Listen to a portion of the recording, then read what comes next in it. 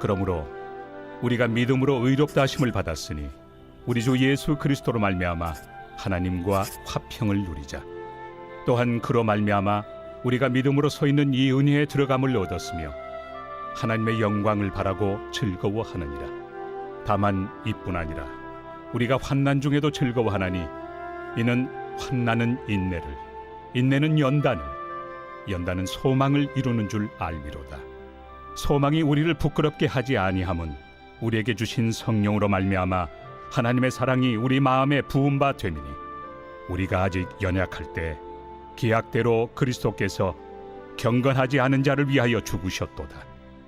의인을 위하여 죽는 자가 쉽지 않고 선인을 위하여 용감히 죽는 자가 혹 있거니와 우리가 아직 죄인 되었을 때 그리스도께서 우리를 위하여 죽으심으로 하나님께서 우리에 대한 자기의 사랑을 확증하셨느니라.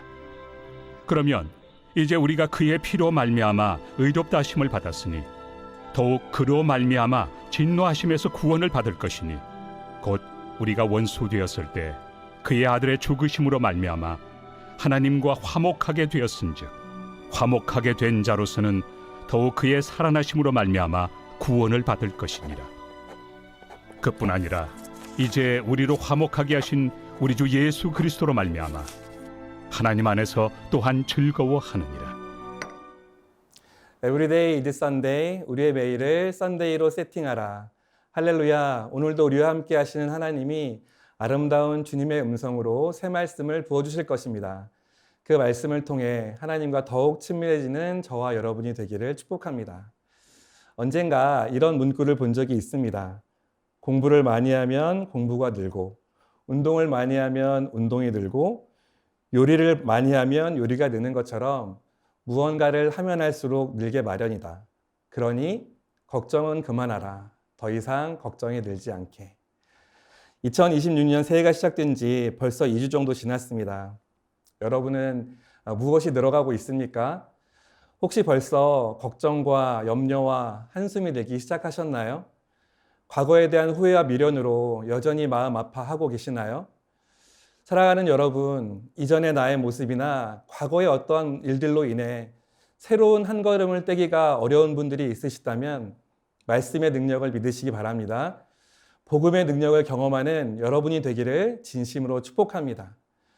사랑하는 여러분, 과거의 당신으로 현재의 당신을 정의하지 않기를 바랍니다. 어제의 당신으로 오늘의 당신을 결정하지 않기를 소망합니다. 여러분, 과거의 나의 어떠함으로 인해 현재의 내가 결정되는 것이 아니라 내가 지금 무엇을 바라보고 있느냐에 따라 현재의 내가 결정되는 것입니다. 이전 것은 지나갔으니 보라 새 것이 되었도다. 이 말씀을 믿는 그 믿음이 저와 여러분을 새로운 모습으로, 새로운 태도로 살아가게 하는 능력이 됨을 믿습니다. 아멘.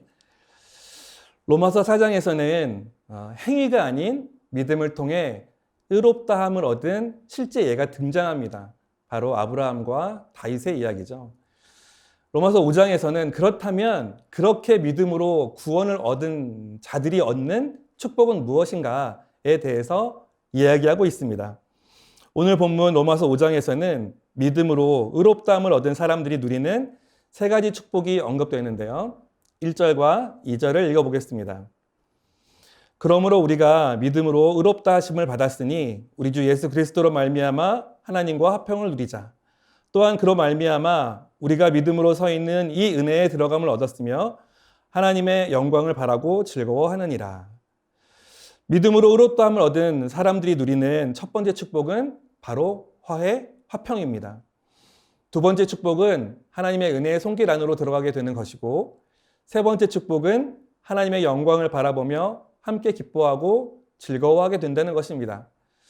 죄로 얼룩져 있던 우리가 갈라디아서 2장 20절의 말씀처럼 내가 그리스도와 함께 십자가에 못 박혔으니 그런즉 이제는 내가 사는 것이 아니요 오직 내 안에 그리스도께서 사시는 것이라. 이제 내가 육체 가운데 사는 것은 나를 사랑하사 나를 위하여 자기 자신을 버리신 하나님의 아들을 믿는 믿음 안에서 사는 것이다. 예수 그리스도와 함께 십자가에서 죽고 이제 내 안에 그리스도가 사시는 은혜를 얻어 하나님과 완벽하게 회복된 관계가 되었으니 이보다 화평한 관계가 있겠습니까? 이제 그 어떤 거리낌 없이 기쁨으로만 충만한 관계가 되었다는 것입니다. 그런데 믿음으로 의롭다함을 얻었고 은혜 안에서 하나님과 기쁨의 관계로 새롭게 되었지만 우리의 인생에는 여전히 고난이 존재할 수 있습니다. 사실 이것이 우리를 참 힘들게 하는 것이죠. 하나님이 왜 우리에게 이런 고난을 허락하시는가? 왜냐하면 그 고난이 이제 너는 의롭다 라고 칭함을 받은 우리의 믿음을 진짜 믿음으로 더욱 견고하게 하고 다시 죄된 옛 모습으로 돌아가려 하는 우리의 발걸음을 멈추게 하고 오히려 하나님께로 더 가까이 가게 하는 도구가 되기 때문입니다. 우리가 고난과 고통이라고 말하는 일들도 하나님의 거룩한 계획 안에서 진행되고 있다는 것을 안다면 다음과 같은 과정을 거쳐서 새 소망을 품게 되는데요. 3절과 4절의 말씀입니다. 다만 이뿐 아니라 우리가 환난 중에도 즐거워하나니 이는 환난은 인내를, 인내는 연단을, 연단은 소망을 이루는 줄 알미로라. 그 고난들은 결국 소망을 품게 하는 도구, 희망을 갖게 하는 기회가 되는 것입니다. 환난과 고난은 인내와 연단을 통해서 우리 안에 새로운 인격과 새로운 성품을 만들어냅니다. 그리고 그 단련된 인격과 성품은 흔들리지 않는 소망으로 이어지는 것입니다. 그 소망은 어떠한 소망인가? 5절에서 이렇게 말씀하십니다. 소망이 우리를 부끄럽게 하지 아니함은 우리에게 주신 성령으로 말미암아 하나님의 사랑이 우리 마음에 부은 바 됨이니. 세번역 성경으로 조금 쉽게 읽어보겠습니다. 이 희망은 우리를 실망시키지 않습니다. 하나님께서 우리에게 주신 성령을 통하여 그의 사랑을 우리 마음속에 부어주셨기 때문입니다. 바로 이 소망의 근거가 하나님의 절대적인 사랑이라는 말입니다. 하나님이 우리에게 성령을 통하여서 우리의 고난과 환난 속에서도 우리의 손을 붙잡아 소망의 항구로 이끌어가고 계심을 믿을 수 있게 하신다는 것입니다. 우리가 하나님의 사랑이 분명히 존재한다는 것을 알지만 사실 그 사랑이 의심될 때가 참 많습니다. 정말 하나님이 나를 사랑하시는 걸까? 사랑하신다면서 왜 나를 이렇게 힘들게 내버려 두시나? 왜 나에게는 사랑의 증거를 보여주지 않으시나? 여러분, 하나님의 사랑에 너무나 분명하게 나타나 있는 증거, 너무나 확실한 증거가 무엇일까요? 바로 십자가입니다.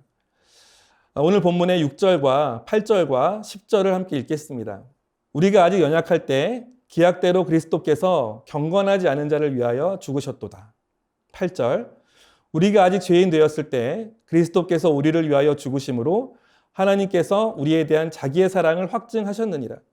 10절 곧 우리가 원수 되었을 때 그의 아들의 죽으심으로 말미암아 하나님과 화목하게 되었은즉 화목하게 된 자는 더욱 그의 살아나심으로 말미암아 구원을 받을 것이니라. 십자가를 바라보면 죄인들을 향한 하나님의 사랑이 담겨 있습니다.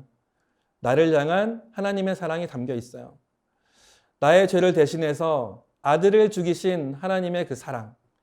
이 극단적 증거 말고 더 어떠한 증거가 필요할까요?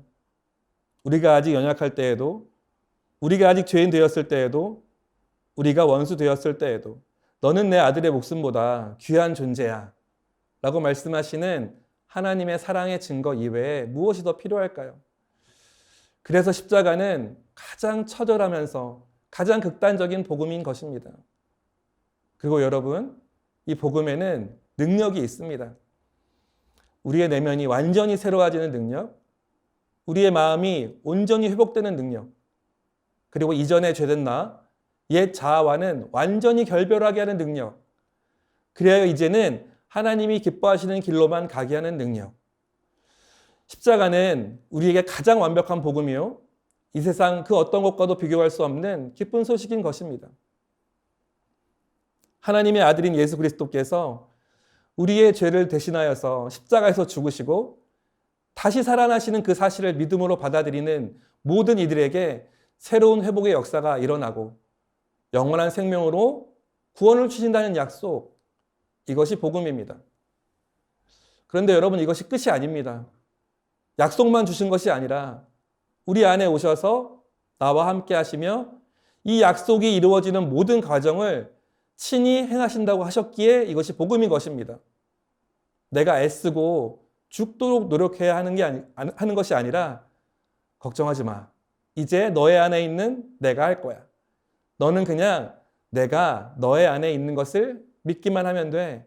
라고 하시는 것이에요. 사랑하는 성도 여러분, 여러분에게 복음은 무엇입니까? 나의 소원이 성취되고 문제가 해결되는 것이 여전히 여러분에게는 복음입니까? 예수 그리스도가 나와 함께 십자가에서 죽으시고 부활하셔서 나를 새로운 인생으로 살아가게 하셨다는 믿음이 있으십니까? 나는 이제 십자가를 통하여서 새로운 피조물이 되었다고 믿으십니까? 그리고 그것이 여러분에게 진정 기쁜 소식이십니까? 함께 기도하겠습니다. 사랑하는 주님, 십자가 복음으로 우리를 새롭게 하신 주님을 찬양합니다. 하나님의 크고 놀라우신 계획으로 십자가를 통하여 사망 권세를 이기신 주님, 우리에게 이 복음이 더욱 실제가 되게 하여 주시옵소서. 이전에 나는 죽었고 이제 새로운 삶이 시작되었음을 더욱 믿게 하여 주시옵소서. 예수님의 이름으로 기도합니다. 아멘.